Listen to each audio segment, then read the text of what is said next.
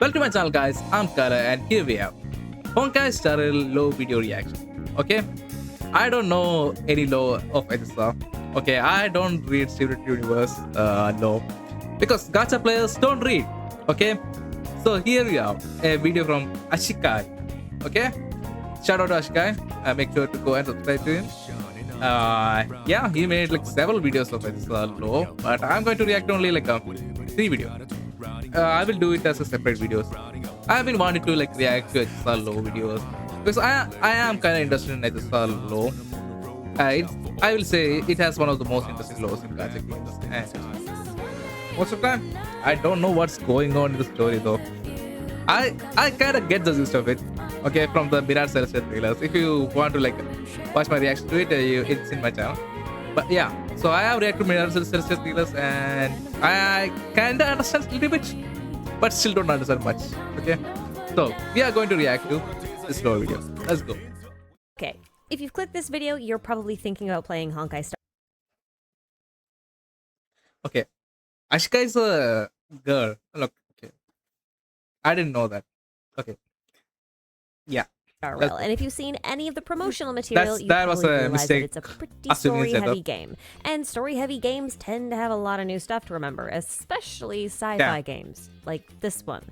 And that steep learning curve often makes for a confusing first few hours while you wrap your head around what's going on and what it all means. But not this time. This time, dear viewer, you have me, Ashikai, lore and theory enthusiast, to assist you in understanding this brand new world of Honkai Star Rail.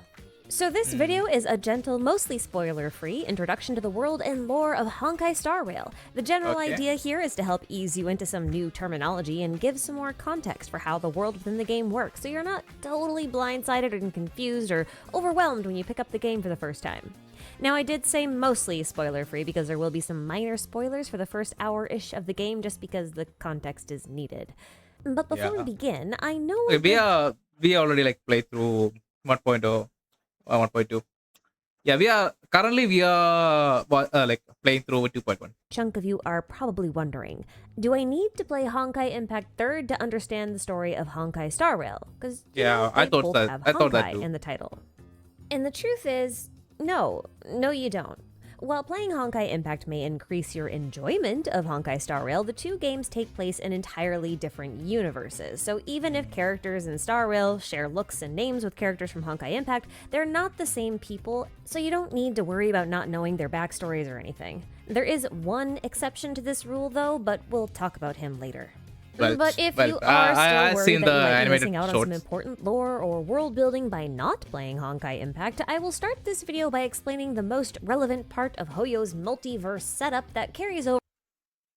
What the fuck? That's Welch. Isn't that Welch? What the fuck am I watching? Wait. Hello?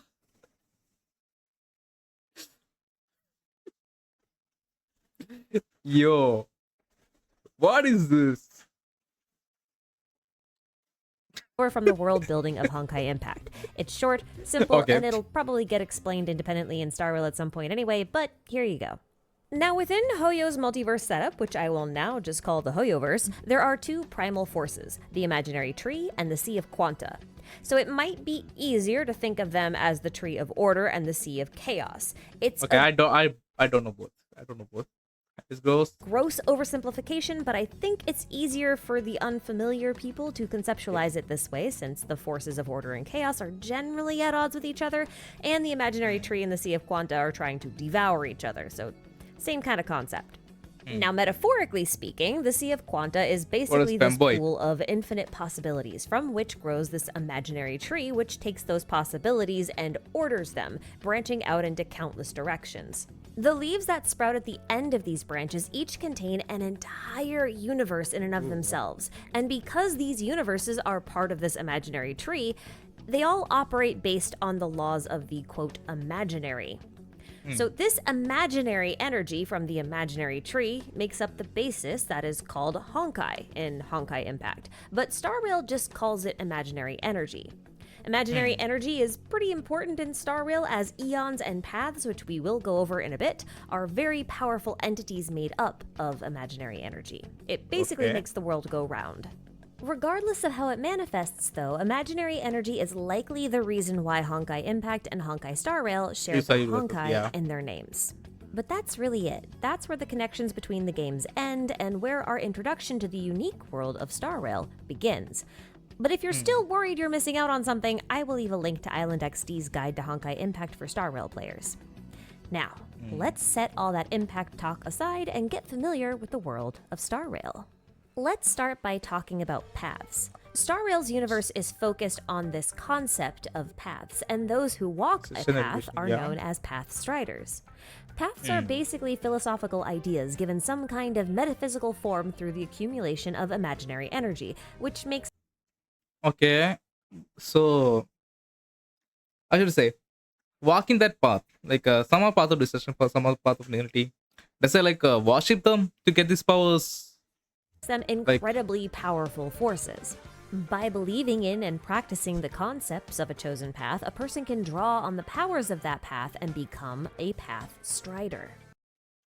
Okay, so there are people that like the characters that we own who believes in path of destruction. Nanook. No, Nanook is a name.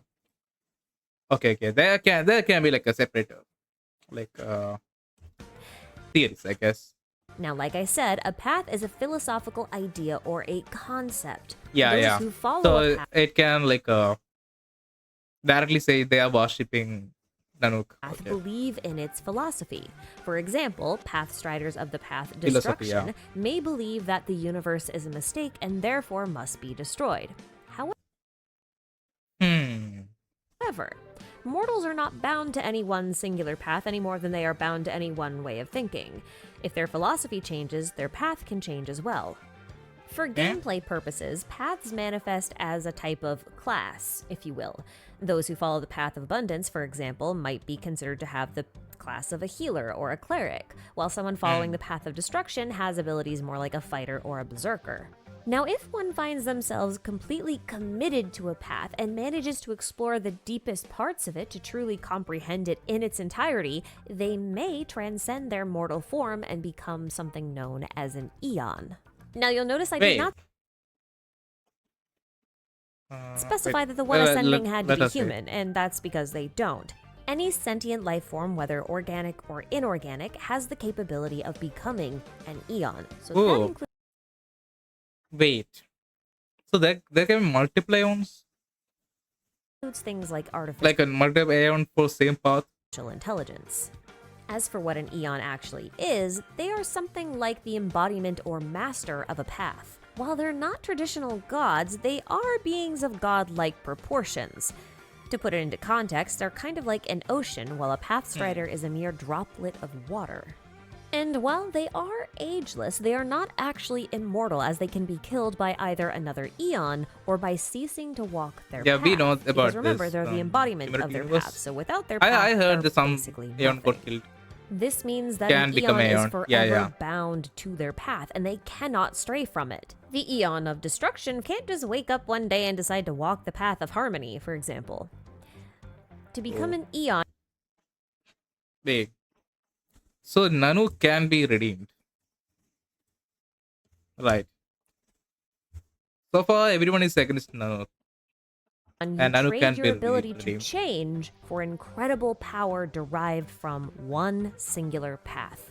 Now, as godlike entities of cosmic proportions, an Eon's interest in mortals may vary, with some Eons choosing to meddle more than others, but ultimately the lives of mortals are small and inconsequential to them. Sometimes, though, a person with a powerful affinity or talent within a given path will pique the interest of an Eon. This is known as drawing the gaze of an Eon. Those who have been gazed upon by an Eon become something called an emanator, which is kind of like the Eon's will given mortal form. Emanators are extremely powerful and often attract other followers of the same paths. In doing so, they form something called a faction, which is really just a fancy way to group followers of an Eon together under one kind of cohesive label. Now, though factions tend to follow the will of an Eon, forming a faction doesn't necessarily guarantee any sort of special blessing or assistance from the Eon, regardless of whether or not a Genius faction Society. contains an emanator. In the Yeah. end, factions are just people bound by a common way of thinking, so it's handy to know the philosophy of each Eon and their path in order to understand the goals of their associated factions. Although, Yes, by understanding we can. Yeah. since factions are mortal creations, their understanding of their Eon's path can often be twisted or far removed from its original intended meaning. The meaning of things is pretty subjective, after all. Yeah. Currently, there are 18 known Eons, but only 7 of these Eons' paths are available to playable characters. Ooh. So we'll be getting future like new parts in future. Possible?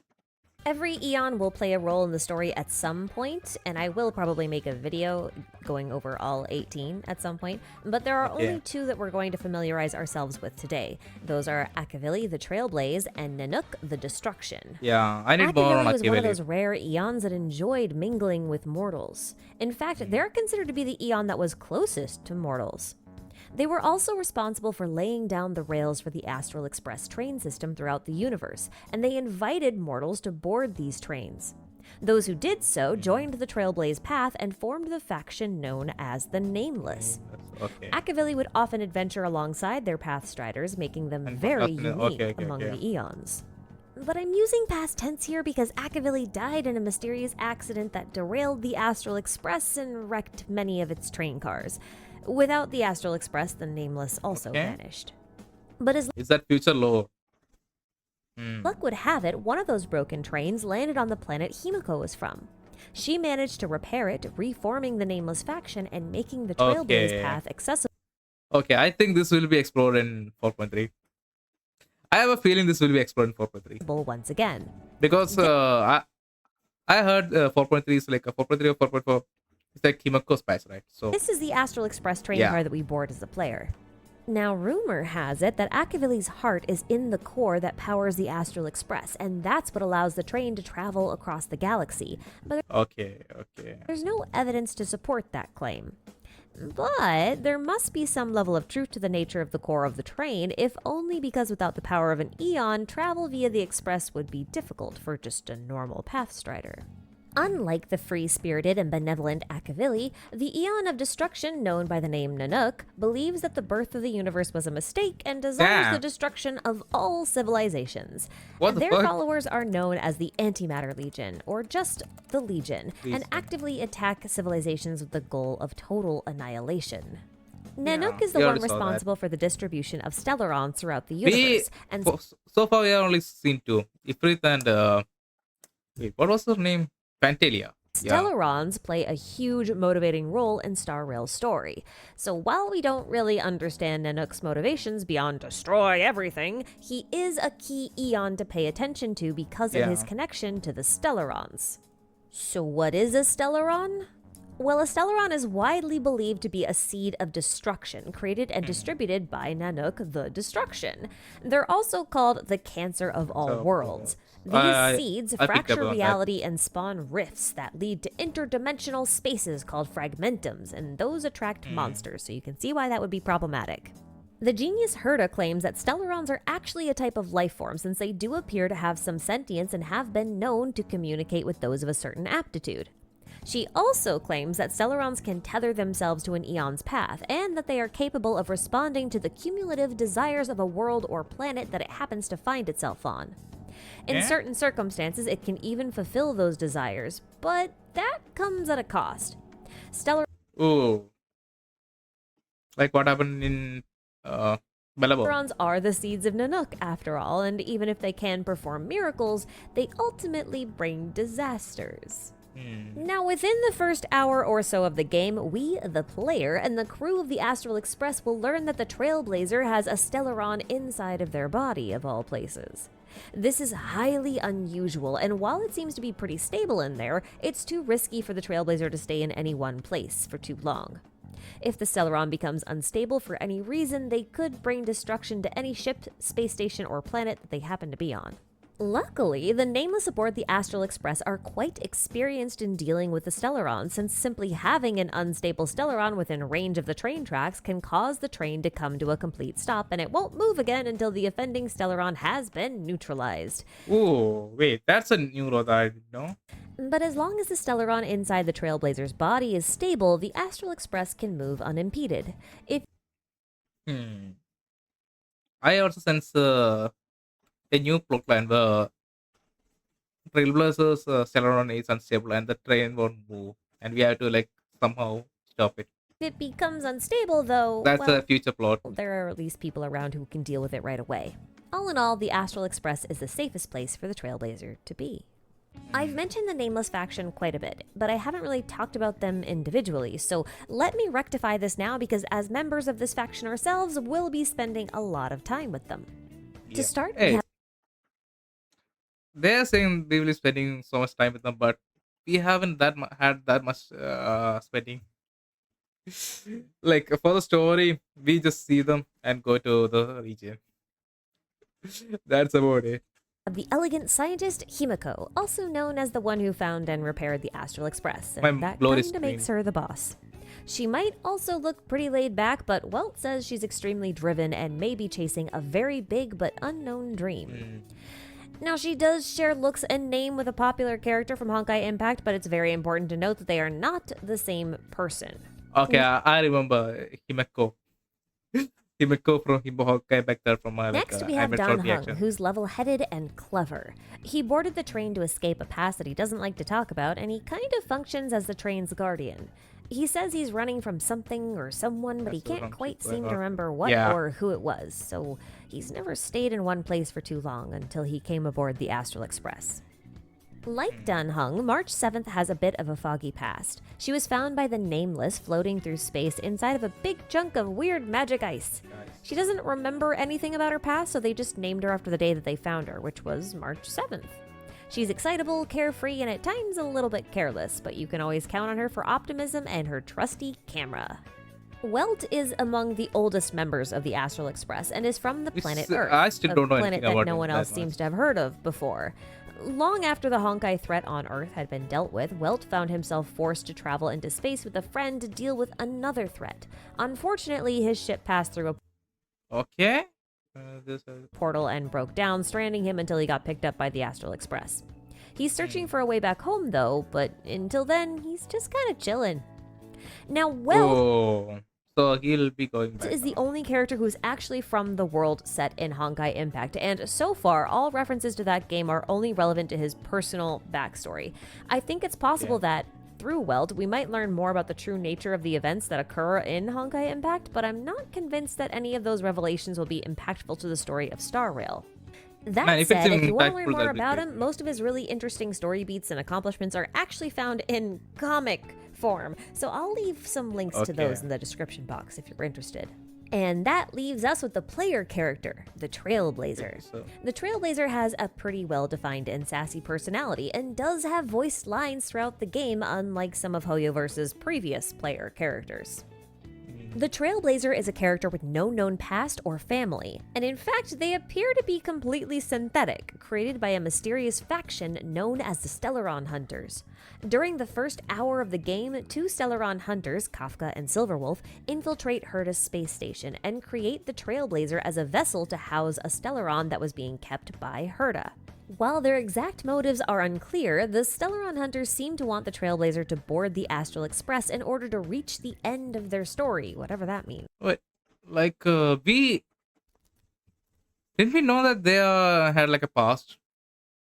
Didn't Trailblazer have like a past? So with no past, no ties to any planet Wait, I thought in he had some particular, and a past. ticking What's that? eon bomb of unknown purpose in their body, the Trailblazer doesn't really have anything except that singular goal of reaching the end of their story to guide them. Now, this is just speculation on my part, but the Astral Express was created by the Eon Akavili, and Akavili's origin planet is known as Pagana. Pagana is the location where the silver rails of the Astral Express begin and end. So if the Stellaron Hunters want the Trailblazer to follow the path of the Trailblaze and reach the end of their story via the Astral Express, perhaps the Trailblazer's destiny lies in the final destination of Pagana. Ooh. As for the reasons behind the Okay. journey and what they might find when they arrive at the final stop of the Very Astral much. Express, Yeah. you'll just have to play the game and find out for yourself. I, however, will be Yeah. covering the lore of this game, including story recaps, summaries of in-game materials, character profiles, and so much more, so drop by whenever you need a break from combat. Honkai Star Rail has a ton of compelling characters to meet, stunning locations to explore across the universe, and plenty of mysteries to uncover. And this is just the beginning. So again, my name is Ashikai, and allow me to formally welcome you aboard the Astral Express with non-stop service to, well, anywhere you want to go. So good luck, have fun, and I'll see you next time. Okay. And I'll be there to watch low videos and make content. Yo, we'll be watching low videos for like there's like a whole playlist, right? Yeah, there's like a whole playlist. We'll watch till 1.2. Okay, and after like playing the MSQs, we will coming back and watching another. Of course, I am really like one thing about gacha games is that they bring so many lores. Like in the games I play, Wuwa, Genshin Impact, I am such a lore enjoyer for those games. It's very good to like be involved in this. It is one of the like a most important things of the gacha channel. Okay, every gacha game has their sort of lore, so I kind of like that, and it's very interesting. And watch by completing quest, you can watch all. Yeah, we'll be doing that. Ooh. Yeah, that's about it. I just reacted to it. Okay. I got like many things, interesting things. We got learn about Aki Valley. I didn't know that much about Aki Valley. Okay. Now we already know about this. Other than that, yeah, we got this stuff like what's happening, how events are like born, how their path is like assigned to a person. But my thing is, if like a character that we own, okay, who is in the path of destruction, he is thinking about destroying the world, right? It's like the only person I know from the characters in the path of destruction, Gilgamesh is definitely is true. Okay. If you think about Gilgamesh, he is like a benevolent king for his subjects. Yeah, that's the only question I have. Like these people are thinking of path of destruction, and people are okay with that. I don't know about that. Or is there any other kind of destruction? Or it's like I want to destroy this enemy. Is if that kind of mindset, then the path of destruction can be accessed. That kind of thing. Ooh. We have so much to find out, and yeah, that's about it. Hope you enjoyed my reaction, and if you guys like my content, make sure to like and subscribe, and I will see you guys next week. Bye.